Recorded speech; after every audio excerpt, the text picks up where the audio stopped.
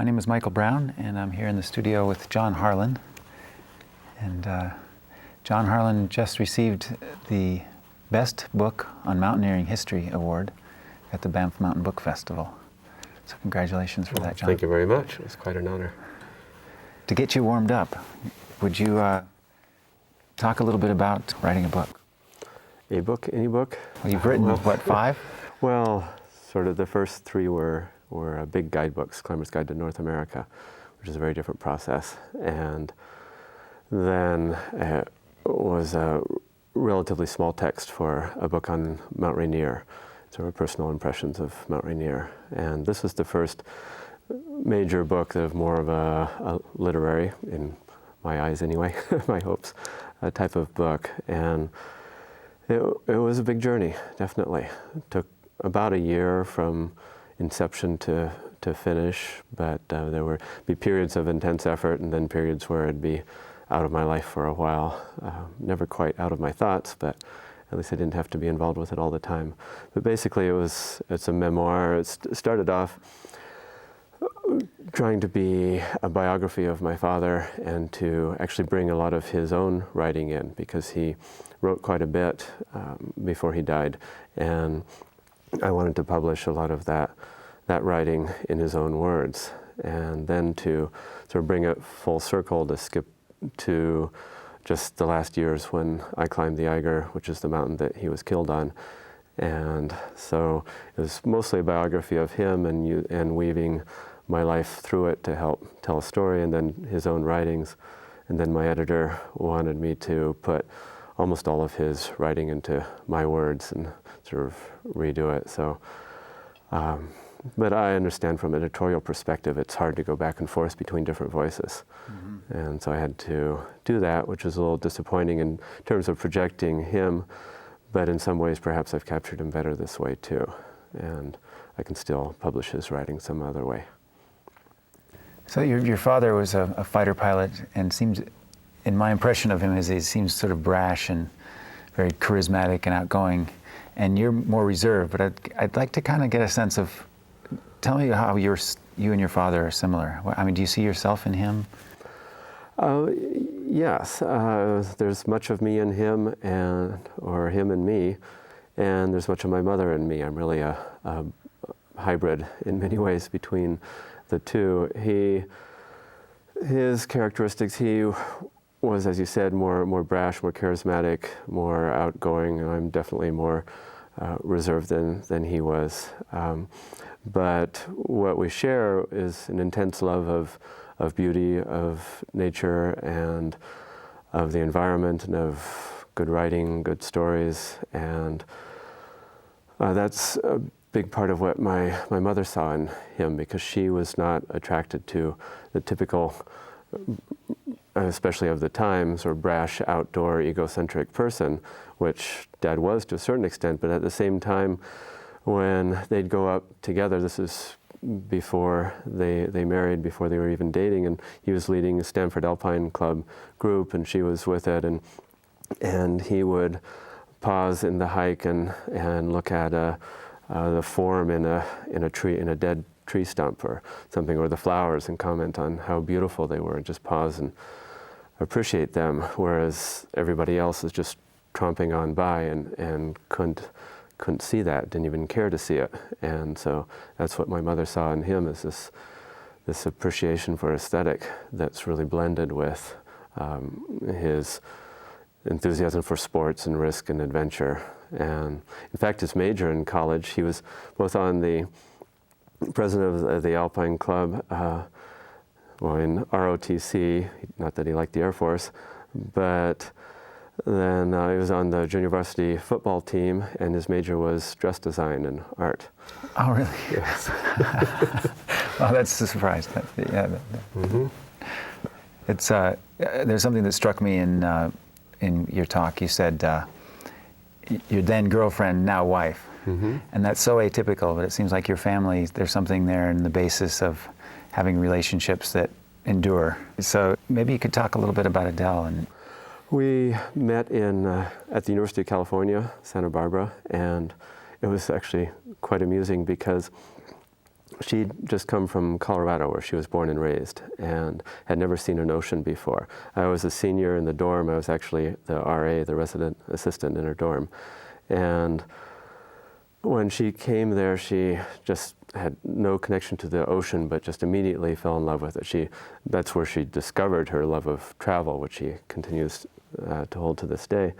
And one of my roommates from California, he was explaining to me about surfer girls, and he points out the window at this woman down in her bikini in the quad in the dorm and says, "Now there's a quintessential surfer girl." And turns out she'd never seen the ocean before. But we hit it off quickly and discovered, even though my life had been basically a nomad living everywhere, I'd never been to one school more than 3 years, which was in Switzerland when I was very young, and never lived in a house more than 3.5 years, and traveled all over. And she'd been just the opposite, born and raised in the same home, but we still discovered a strong bond and love for different cultures and the bigger world. And her field was and still is art.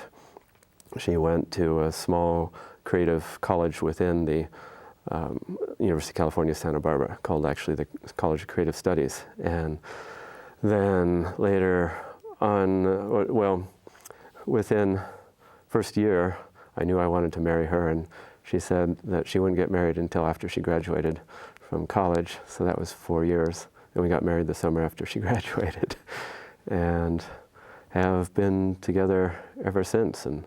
And we both admire each other very much, and also treasure the strengths that a relationship can have over the years. So when there's times that we're not feeling as close as other times, at the core we have this desire to make it work, and the desire to continue to be together, and that overrides whatever the disagreements of the moment might be. And it gives us hopefully a bigger perspective of what we really care about. So you have your wife and your daughter. Mm-hmm. So what's a typical day in the Harlin family? I mean, you're writing this book. Adele's presumably doing artwork. Siena's in school. But can you sort of paint a picture of what that life is like? Say you're in Mexico. Yeah. Well, we live right at the edge of the city of Oaxaca, but in a small village, and sort of at the edge of the small village with the hills behind.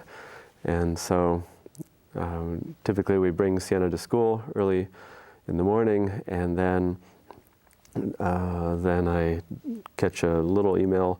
First off, the critical thing for us to be able to move anywhere was to have broadband internet connection, because that allows us to live anywhere. We actually joked that we could have moved from Oregon and not even told our employers, and they wouldn't know that we'd moved, because it's just all through the internet and occasionally by phone.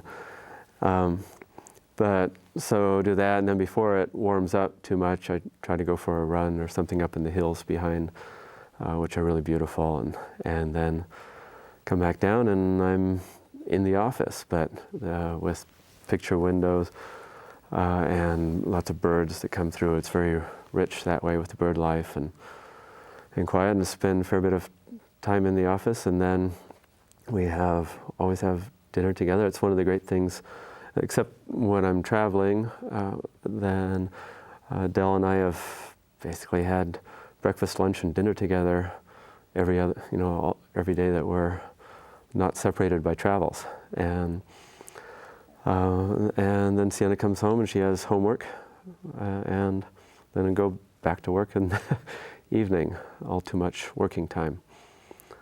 And when you were young, that's the same kind of family life that you... Yes, my mother was always doing, she was working, and Dad was off climbing. He was, first in the Air Force when we were in Germany, but that was just to get us to the Alps.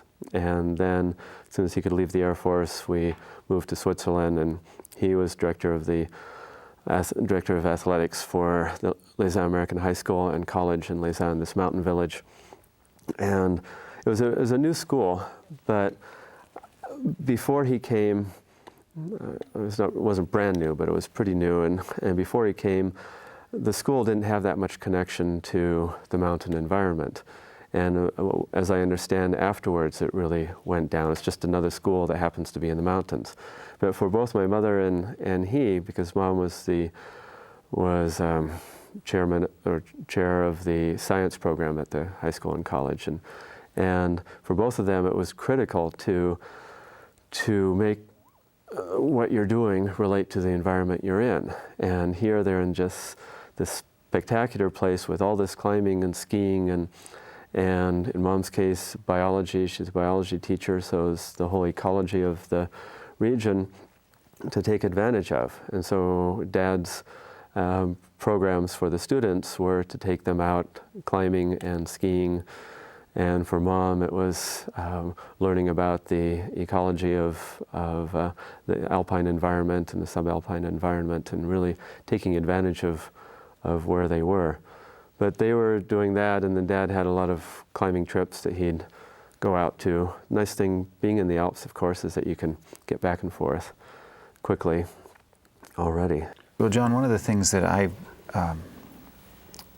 didn't get, because maybe you said it, but I didn't hear it, was when you climbed the Eiger, your mother's reaction. I mean, did you talk about it afterwards? Was it just sort of something that had happened and she acknowledged it, or what happened? Oh, she was deathly worried. I'd been wanting to climb the Eiger for some years. I mean, the whole story of wanting to climb the Eiger goes back to the mid-'70s, basically, when I went out to school in University of California, Santa Barbara. The next year, I was president of the mountaineering club, and then was getting involved with climbing quite a bit. That really became a strong focus for me, and so I soon wanted to climb the Eiger. And then it was actually in 1979 when Adele, she was going to do her junior year abroad in France, and I'd already graduated, and so I was on my way over to the Eiger and stopped here in the Canadian Rockies, and met somebody who became a really close friend very quickly, Chuck Hospitalis, and we did a lot of climbing together, and we were coming down from Mount Robson when he fell to his death. And that event, when I told my mother about it, and she, I could tell by her reaction that she might not survive my own death. And so that sort of realization, that encounter, I had the intellectual understanding before, but making it visceral made me completely shift my direction in climbing. And so that event took place in 1979. And so it wasn't until 1995 that I ended up getting back into the alpine mode of climbing, because I just discovered on a trip in British Columbia that it was just too much a part of me to not do it occasionally, and I came up with some rationalizations for how I could justify it occasionally. And so after that, I made various trips to Europe hoping to climb it, and I didn't tell my mother about it. I didn't basically tell anybody about my desire to climb the Eiger, but least of all my mother. And Mark Jenkins, who I was with to most of those times to climb it with, he alluded to it in one of his stories in Outside Magazine, and Mom read that, and she said, "What's this about the Eiger?" And I said, "Oh, that's just Mark, he's always talking and exaggerating and all that." And so I've always tried to downplay any of that danger side, but I just basically put it out of her mind, because my goal is there's no point in worrying her ahead of time. If I'm going to do this, which I can't really fully justify, but there's no point in worrying her about it ahead of time. I'll do it, and then it's done, and she can worry after it's done instead of before. So, but then when the film came up, when I was offered to make a film out of it, then I couldn't keep it away from her. And so she knew, and she had a time to worry toward, as she put it. And that became harder, but she trusted me that I would do it only under the best of conditions, that the mountain would have to be in the best possible, safest condition, that I would have to be, I would be in the best condition I could be, and that I would have the best possible partner to go with it. I told her that the film, it's no good. This is a family story. It'd be no good if the hero dies. And so, they care about the safety. They're not trying to push me into do it. There wouldn't be this Kodachrome courage that motivates so many skiers and people to do dangerous things because they're being filmed. And this company would not be pushing me in that way. And so she could remove that from her worries, and I would just, do it as well, as safely as it possibly could be done. And so that helped her a lot. And then she knew when it was coming. And then the great thing about how it ended up working out is that I told her I'd call before going up, and we had this weather window that had been predicted by the meteorologists, and so we were planning to go at the back end of that weather window, and she knew that. And then all of a sudden, the weather window changed a little bit, so we went toward the front end of that instead. And that just happened basically in the evening, and then the next morning, poof, we're gone. And with the time zones and all, it wasn't appropriate to call her. And so I called the same day as I'd predicted to call her, but it was to tell her that I'd finished instead of that I was starting. And so that worked out great. Do you remember what she said? No, I remember more the emotions and just relief, not the exact words. Yeah, very relieved. Yeah. But what's also interesting that way is that people are always asking me, and they even ask her about whether I'm going to go back and whether I want to climb it again. And in particular, what everybody asks is, will I go back to climb the same route that Dad died on? And because the route I ended up climbing was the 1938 route, which Dad climbed in 1962. He was the first American to climb it. And then he was doing a new route when he fell. And so would I go back to climb the John Harlin route? That's the official name. And she actually sent me, forwarded to me an email that she wrote back to somebody. It had lots of capital letters, all caps, and it said, "No, he will not. He has put us through enough, and he is done with the Eiger." So even though as a climber I still feel a pull towards that or towards other things on the Eiger or doing the same route again in a different way, and but as a family member I recognize that there are limits, and I've taken them as far as I can. I was reading an interview, you were talking about a debate that you and Mark Jenkins have about, if you are taking a risk. Mm-hmm. And would you talk about that a little bit? Just maybe start with who Mark is, and then something about this idea of that the amount of time, every time you take a risk, mm-hmm. it's exactly the same as the last time, but mm-hmm. it's, if you continue to do it, eventually right. You'll get heads up. Right. Well, Mark Jenkins is a very dear friend of mine, and we first met each other basically over the phone when I was an editor at Backpacker magazine, and he was a writer in 1986, I think it was. And then we talked about doing stuff together for a long time. We were just great friends, but we never actually did a trip together until this particular one in 1995 that changed my course into going back into doing some occasional alpine climbing. And then we've done a lot of trips together. But his view on risk has been roughly the same as mine, but we've argued about it. He's been more tolerant of risk and more willing to take them for sure, and more of an appetite for it. But in this particular example, his father's a mathematician. Well, the argument is, how risky is it to keep doing it, versus my philosophy was, if I occasionally just go in, do a climb, and then come out again, but don't do them too often, then I'm taking much less risk than if I'm in doing those climbs over and over. And his father, who's a mathematician, actually said that was wrong, and convinced Mark of that. He said it's like if you flip a coin, that the odds of it coming up heads are the same each time you flip it. Doesn't matter how many times you flip it, it comes up heads 50% of the time. And so the odds of being killed on a particular climb are, say, about the same as the odds were on the previous climb or will be on the next climb. But my argument is that if you do it repeatedly, it's like saying, well, in the next 10 flips, it's going to come up at least once, the heads. And so you're just exposing yourself to that many more chances. And if the head coming up means a fatal accident, then you're more likely to encounter it with repeated exposure.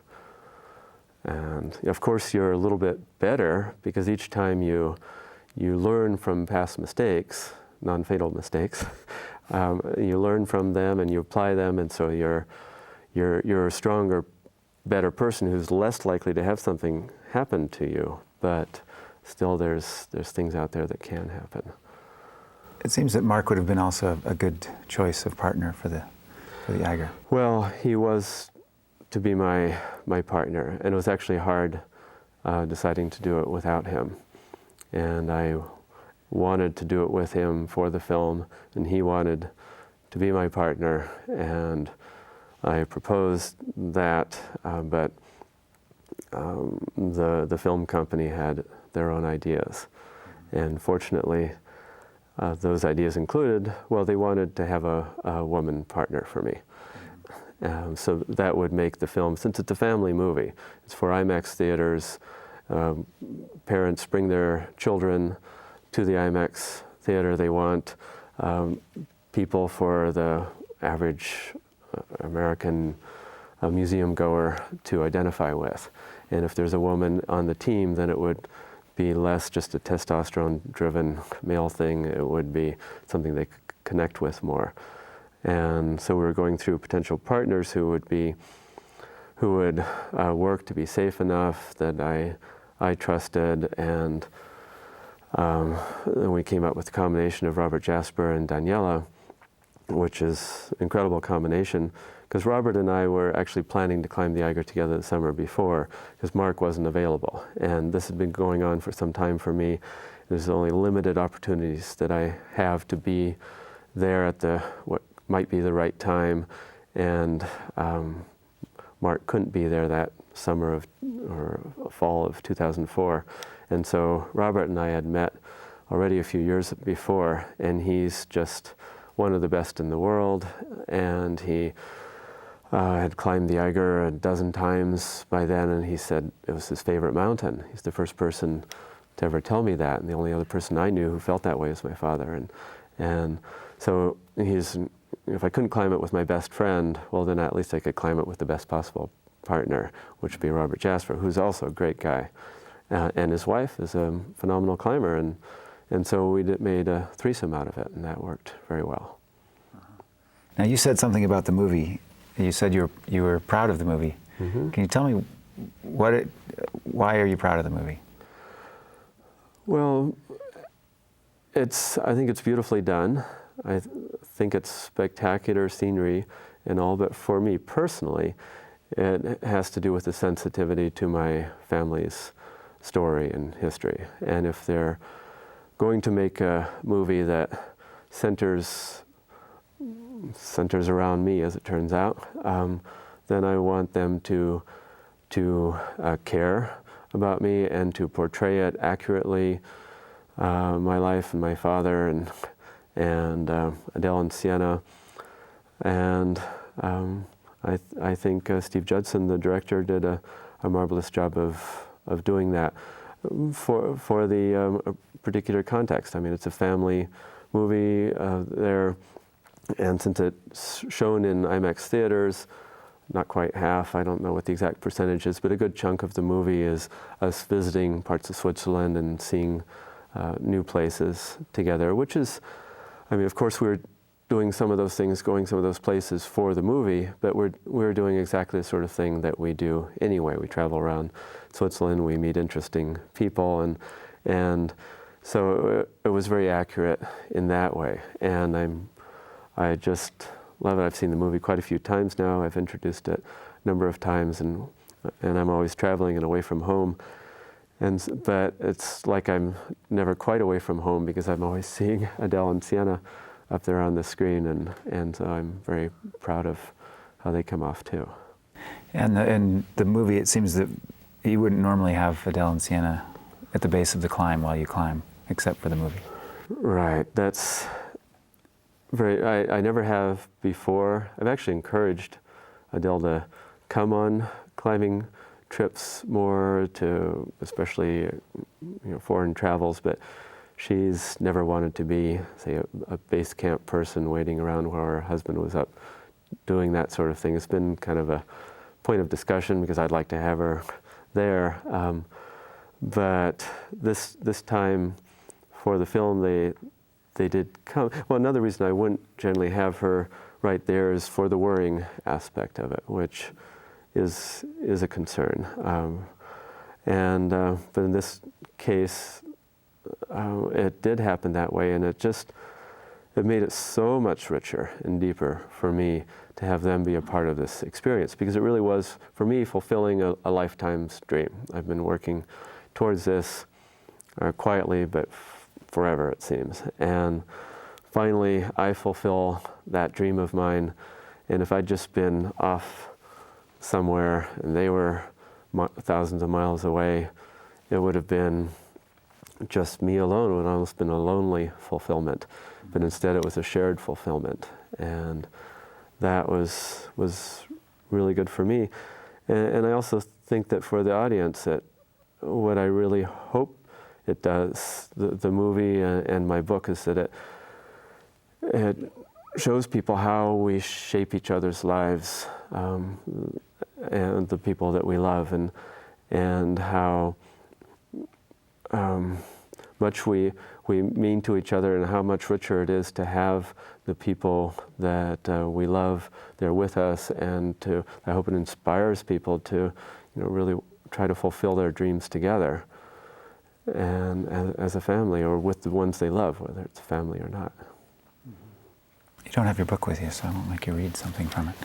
Oh, yes, my book. That would be interesting. When I give readings at bookstores, they typically bring me to quite a few tears, but especially the first number of times I did it, I would just sort of break down so much that in the middle of passages and paragraphs, I'd have to just sort of back away and collect myself and come back and finish the passage. And I'd sort of skip through the book reading certain passages. And I was telling my agent about this, and she said, well, just read different parts of the book. And I said, well, but I can't. I mean, these are the passages, this is why I wrote the book. And I'm not going to read something, I mean, it's not an abstract exercise, this book. It's not just, well, here's a pretty piece of writing, and so I can pick the prettiest pieces of writing. It's a personal story that's meaningful to me, obviously. And so I want to read the parts that are most meaningful to me, and those parts are the most emotional parts. And so it was, and they're also the most difficult parts. But yes, that's the way it affects me. When I was writing it, the book really was a completion of the journey, more even than the climb of the Eiger was. There's a synergy between them. Each required the other, but the climb of the Eiger, when I was actually on the mountain, was a climb first and foremost. And one of the things that we love about climbing is that it focuses you on what you're doing, on the present, on the immediate. And then when you reach the end of a pitch even, you relax and you can look around, but you're looking around and you're appreciating the environment you're in, and then thinking about your partner and remembering the bits that you climbed, and you're thinking about the next bits, and you're just very much in the present, and leaves everything else behind. And that's part of what we love about climbing. And of course, with this particular climb, and climbing past the place where my father was killed and all, I expected to find this just, a very emotional experience around that, and everybody is looking for that from me too. And it's true to a certain extent, but not nearly as deeply as one would expect, because of this aspect of climbing that focuses you. And so completing the climb, it was this huge relief and feeling of exhilaration. But not that that's not shared by everyone else who does the climb too. It had a deeper component for me, but it's the climb. And then a lot of the processing and all came, well, in the anticipation, but then in the writing afterwards. And I discovered so much more about my father.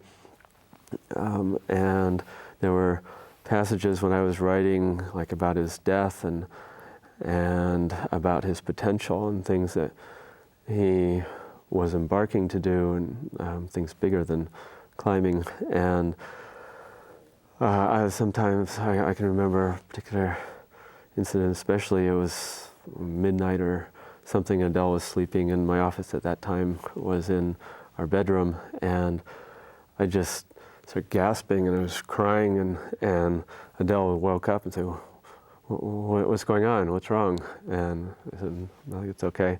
But I was just so emotionally involved with it. So that was taking place as I was writing, as I was on the computer, months after the actual climb, but the two were just critically interlinked. So, the book, The Climb, have you noticed a change in your life after completing both of these sort of things in your... Well, yes, I would say so. On that particular climb was my one serious ambition in climbing, and ambition in climbing can be the dangerous thing in climbing. If you're driven to do something, then you sometimes do it, like, even when you shouldn't. You know, it's that ambition that drives you. But the one real ambition that I had was the Eiger. Other mountains are more interchangeable. But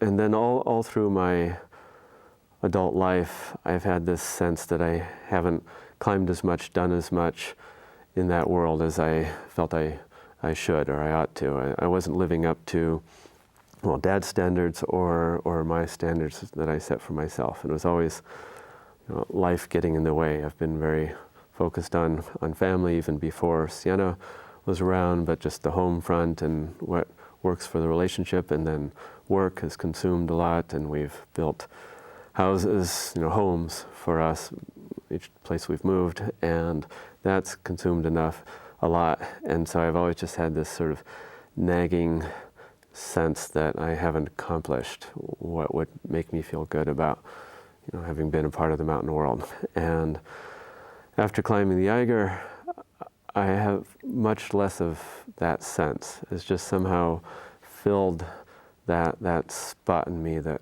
needed to be filled. So I still want to keep climbing, and I'm still just as in love with it as I was, but I don't have that emptiness in a way. I feel satisfied in a way.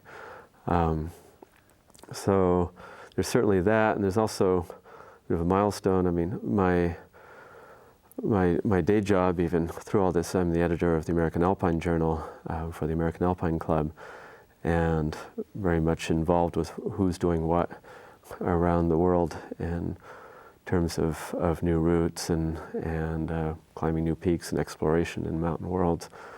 But for a long time, I've had this feeling that what I really want to do is to direct myself more towards making a positive contribution to the world, not the recreational world, but people in mountain cultures around the world who need some support for sustainable development, basically, and then some of the big issues in the world, like you know, the green issues and energy and all. And so I've been wanting for a long time to figure out how to make a bigger contribution to that and to conservation.